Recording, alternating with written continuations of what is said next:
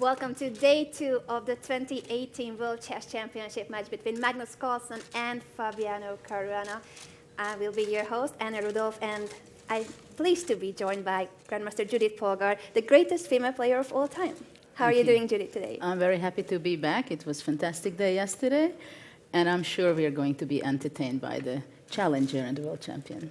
What a start we had for the match. We expected a solid game. Most of the World Chess Championship matches start in a solid manner, just playing, trying to get used to the match, the venue, feeling how the opponent is, but that's not what we saw yesterday. Not exactly. It seemed like in the first few moves, I think they wanted to trick us that it's going to be a very slow start. But after that, they ran a marathon yesterday with a short game of 115 moves. Only 115 moves? Yeah. They still need to make a few more moves to beat the record that Magnus has. His longest game at the World Chess Championship match was 122 moves against Vishy Anand. So let's hope that is going to happen today. But as Magnus pointed out yesterday, that this one definitely seemed much longer than that. Yeah, it felt really long for the players and for us as well, Judith. Can I say that? Yeah, it was definitely a long game, but it seems like it means that Magnus is very much in his fighting spirit. And he's ready to do that, I think, all the way. We are waiting for the first move, and it has just been played by one of the main sponsors, the CEO of Fosagro, Mr. Andrei Guriev.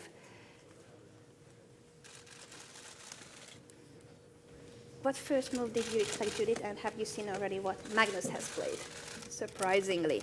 I don't know, but in his last game, he played e4.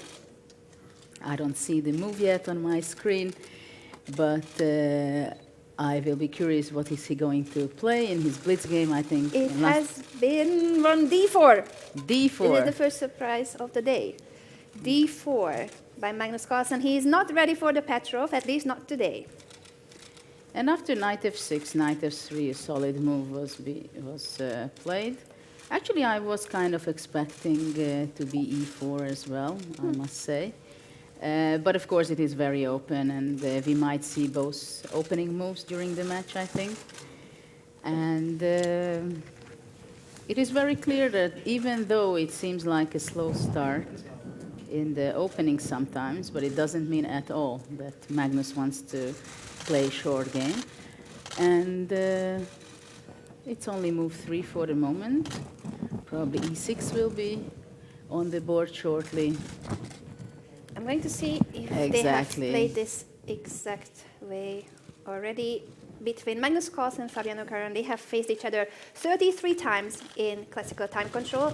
It's 10-5 in favor of Magnus Carlsen, so their head-to-head score is really favorable for the world champion. But we pointed out yesterday that Fabiano has been having the best chess year of his life, so it's a really exciting match. The world number 1 and world number 2 against each other. 3 rating points differentiating the two players. That is basically nothing. For the moment, I see only move 3, of course, knight c3. So now there are a lot of options for black. I'm curious what Fabiano has been going, but he goes for the bishop e7 line. There is bishop b4 option as well, and other moves. So now I guess bishop g5 or bishop f4 will be in this Queen's Gambit line. According to my database, they have never played the Queen's Gambit declined against each other. Of course, they have played it with both colors against other players, but not against each other. The only game I see for d4, d5 between these two players with these colors was back in 2010 at the World Blitz Chess Championship in Moscow, and it was the Slav defense. Actually, probably that was one of the first games against each other for them. Yes, they played, I think, that year for the first time in Vaikanze in January, yeah. And this was in November in Moscow. Yeah, of course, they played a lot of games ever since. They are, especially in this year also, they played a few games. And we can say that actually in their last game when Magnus was playing with the white pieces, it was kind of a similar scenario as yesterday, that he created from kind of a nothing special position. It was a Petrov, and he created a very, very dangerous position, but somehow later on he slipped in their last game. It was in the summer. Yeah, at the Sinquefield Cup, if you guys have seen the Sinquefield Cup, I'm sure many of you followed the Grand Chess Tour, and it was a miracle that Fabiano managed to escape from that game. Felt like yesterday's game a little bit. Exactly, but yesterday it was a much longer suffer for him. That's true. Even in the Rook End game, he had to be defending precisely. Of course, it was a drawn Rook End game, but Magnus was there to try for 7 hours. Absolutely. It's a lot of energy was taken by the players. Actually, I'm kind of surprised that Magnus is still hesitating what his next move going to be, as obviously it's not a surprise position. But maybe we still have the photographers and the media in the glass box, and oh yes, still some people running around. And the last person left, he just made his, I think, bishop f4. Right. Bishop. As we already saw yesterday, the first 5 minutes is the time when the photographers can take pictures. For Fabiano, it must have been really confusing. He said it at the press conference that the moment when you're surrounded by so many photographers, that was still new to him. This is the first time that he plays a World Chess Championship match. And for Magnus, of course, this is already the 4th time. So experience is on the one side and the hunger for the title on the other side. Absolutely. But you could see that he was nervous yesterday. That he was really nervous. He admitted it also, but on his play you could also see that practically Magnus outplayed him completely. Yeah. So it's his play, his time management. He needs to step up both today. Yes, it will be very interesting to see about the time. How is he going to consume his time? So far he's collecting time. It's 1:41 for Fabiano, but of course we are still in the opening phase.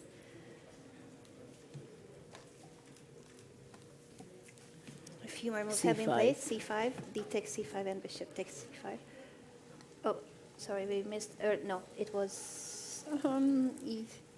C5, D you are takes missing C5. a pair of moves, I believe. Yeah, because there was castle first. Yes. Castle E3. It's still the opening theory. D takes C5, bishop C5. I was not playing this with any of the colors. I was going to ask you just now, can you read my No. thoughts? No, I was absolutely not playing these Queen's Gambit declined openings. I was a King's Indian player for what a a long surprise, time. Judith. So I was playing more sharp openings, and only later on in my career I switched to the Nimzo Indian and the Queen's Indian, which was also an interesting journey. But of course, the spirit of my style is more of a King's Indian. Yeah. But on the highest level, it's very difficult to challenge your opponent because, of course, theory development is continuously developing. So most of the time, you are not able to have your creative ideas, or it's too late already when it gets there. So that's why I also had to change and polish on my repertoire. To become a little bit more solid. Once again, it is Magnus who is thinking. Obviously, we believe that both players have had a look at this opening variation. They have been preparing for the match since March, so we consider that this match here in London started back in March when Fabiano Caruana won the Challengers tournament in Berlin, and both players started preparing with their teams. They are here with their seconds, not the full team, so we have seen the second of Magnus Carlsen, Grandmaster Peter Heine Nielsen, and Grandmaster Rustem Kasimdzhanov working for Fabiano Caruana. They are here on site with the two players, but obviously both of them have a bigger crew working back at home day and night. Some of them have been revealed, especially one name came up if you follow the Play Magnus account on Facebook and Twitter. They posted a few clips about Magnus's preparation, his training camp, the 3 Ps. Did you know about the 3 Ps? I know you have the 3 Ps in a TED speech, gave a talk about it, but it was very different from Magnus. Can you guess what the 3 Ps mean for his preparation in the training camp? No. I need to recall, wait a second. One was pizza, then Premier League, and poker. That was part of his preparation, according to the Play Magnus video. My 3 Ps is preparation, passion, and perseverance. Perseverance, yeah. Very similar to Magnus's 3 Ps, maybe right? have different secrets, yeah. And in one of those videos, of course, we could see Grandmaster Laurent Fressinet, who has been working for Magnus already for the last couple of years. I suspect there could be other French players on Magnus's team too, but it hasn't been confirmed, so we are not going to spread rumors until they are out there. Yeah, usually the players are hiding all this information. Who is the coach and the seconds? Usually they, of course, ask this question at the press conference, and they are hiding it. But by now, everybody learned it how to answer. They give out one or two people, so everybody is quiet and happy, and then you can keep it in hidden. The people who are usually not at the venue, actually, but usually somewhere out in the world, in some other countries. And of course, now the internet gives all the opportunity for the players to keep in touch. And anyway, all the preparation is going on usually on the different engines and on such a strong computers that anyway, it's not located at the player's home, usually in universities or some other. I mean, they really have very strong computers, which they make their analysis and prepare for the match and all the developments in the openings. Did you also work on very strong computers so that you could have the best engines when you competed? Or it wasn't that much of a weight back I was never a big fan of computers and engines, to be honest. It gave me a hard time in my career when it became so obvious that it's a must in your preparation, because I felt that it controls and pushes back my creativity and the fun of it. But of course, I understood that there is no way. You have to get the help and the evaluations, ideas, judgments, etc., from the engine. So it was very difficult for me, but after that I started to understand that I have to have the engines as a partner, and I have to be the boss to guide the engines to go in the direction and dig and analyze in a way I want it to happen. But we have some few moves on the board in the meantime. Yes, let's catch up with the game. While we have been chatting, they made a few more moves after bishop takes c5, queen c2, knight c6. Well, white is going to, sometimes plans to go along castle and also bishop d3. It's a very typical continuation of this position. And we have knight c6. Of course, it's a developing move. a3 against possible knight b4. Queen a5. After queen a5, it is important that black is pinning the c3 knight, but also it gives a hard time for white to play b4, because obviously b4 is not possible because something is taking on b4, and the rook on a1 is under attack. So for this reason, rook d1 was played. And rook d8 by Fabiano. He is still collecting some time, so he did decide that today he has to speed up. It's 1:42 on the clock of the American Challenger. B4 is a suggestion from our live audience. By the way, I want to give a shout out to our lovely audience here on site. I've already said it before the show, but I really want to thank everyone for joining us here on this beautiful Saturday. We have a full house at the college. I see that we are lacking seats there too. So many people, so much interest in the match that we are barely fitting in the room, but thank you so much for joining us. B4 is a suggestion, Judith. Yeah, in the meantime, I just like to check whether what are the updated theory and how many games were played on B4. Actually, it's surprising that knight D2 is the main move. B4 was not played at all in this position. Well, obviously, the first intention would be to play knight takes B4, and after a takes B4, bishop B4. So there is a very strong, powerful attack from black on the a5, e1 diagonal, and it's very hard to defend for white. Probably the only move for the moment, bishop e5 or rook c1, but I would be thinking knight e4. And after rook c1, still white wants to hold on. I would definitely go for d4, trying to cut the line and the defensive power of the bishop from e5. Yes, and if bishop takes, would you sacrifice even further? I will not even think about that. Not rook Somehow b5. I knew it. It's Judith Polgar analyzing, so of course the board is on fire. Rook takes d4. Yeah. You're only a rook down for the moment, but of course black is taking it back on c3 now with more. Yeah, I mean the threats. king on e1 is really having a hard time. Not like yesterday when Magnus left it in the middle of the board. It had a much bigger safety. And here after knight d2, actually knight e4 would be the very unpleasant move. And So black wins back all the material that he has sacrificed. Queen takes e4 is not possible. yeah, with bishop an extra d2, pawn. very nice. But it was a very good question, and if any time you have a doubt, an idea, please let us know. So instead of b4, Magnus is still thinking. He still might play b4. I don't think it's going to be the move. You say that the most common move after rook d8 was knight to d2, with the idea of knight b3.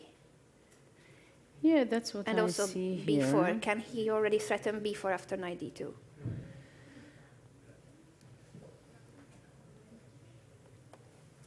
Yeah, knight d2 seems to be the move which is played by the few grandmasters, strong players, like Richagov, but it's not such a main line which you would be expecting.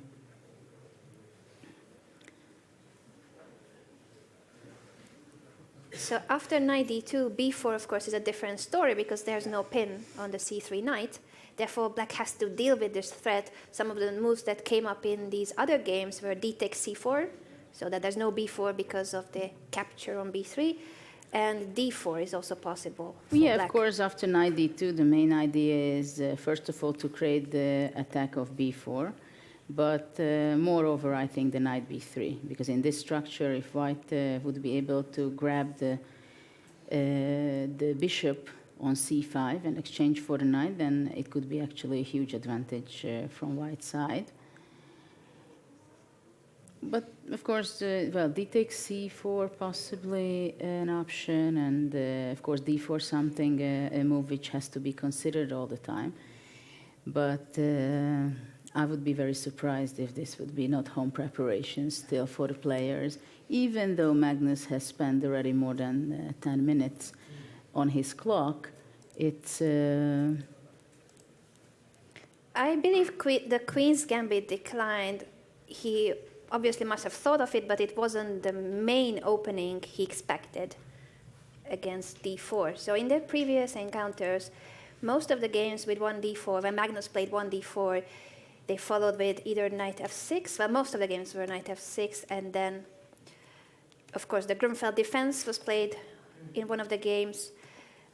Then they have played the Nimzo-Indian in 2 other games. I mentioned the Slav defense as well. yes, so but why Slav? Because Kasimdzhanov is a huge expert on Slav. Yeah. And this is also something gives a lot of importance when you prepare against a player like the challenger. You very much want to know the information who is the second, and the main reason is because you know what is the second is, or the coach, an expert in which openings, and actually it is Slav, which Kasimdzhanov is a huge expert in. And that's why you might think that that will be the choice in the World Championship match, for example. So, but then there would be no factor of surprise. So I guess, yes, he could have expected perhaps the Slav defense more, or the Nimzo, the Grunfeld. But Fabiano seems that his preparation was based on choosing an opening against d4 that is, of course, very sound and logical. The Queen's Gambit declined has been played at elite tournaments several times, but it wasn't the most expected. So he could prepare for something that Magnus would not look at it that much, maybe. So it's new for him. Didn't play this before. Not against Magnus. So there's no Against other people. against other people. Yes, even then it wasn't Fabiano's main defense. It's not his main opening. That's why for the surprise element, I think it's great for today. Magnus must have expected the Queen's Gambit decline too, but it wasn't among the top choices that he was preparing against, that's for sure.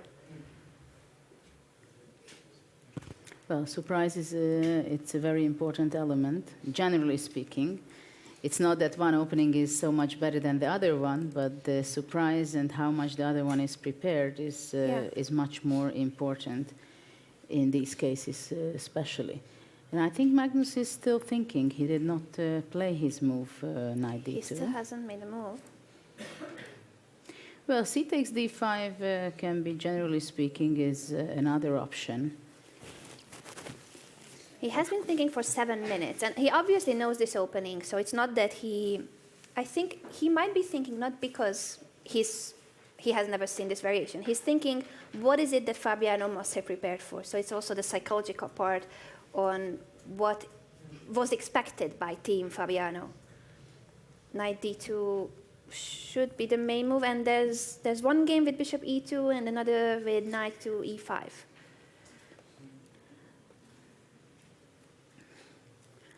Well, yeah, c takes d5 is always also an alternative, but usually white wants to keep that for later, as e takes d5, and the bishop would be open up the diagonal. And of course, black is always thinking to play d4 move in one stage or another. Well, let's see what happens after knight d2.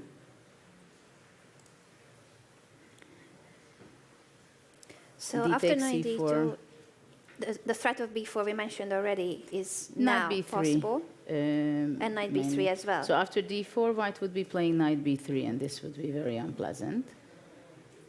And black has to move with his queen, which actually he does not have a good square, because after queen b6, immediately knight a4 would be winning material, kind of.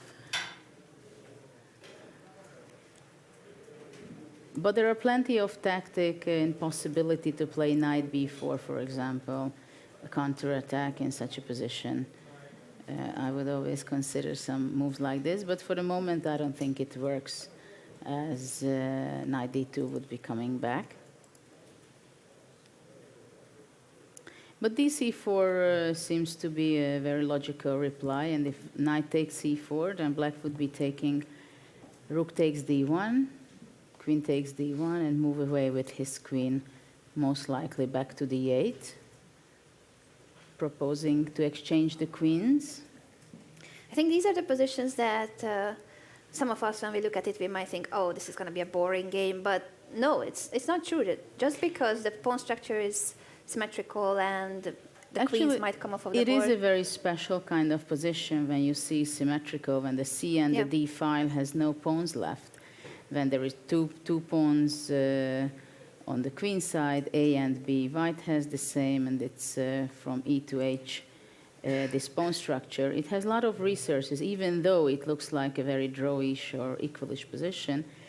But there are a lot of ideas for white to play for little advantage. For example, knight b5 for the moment is defended with knight d5. But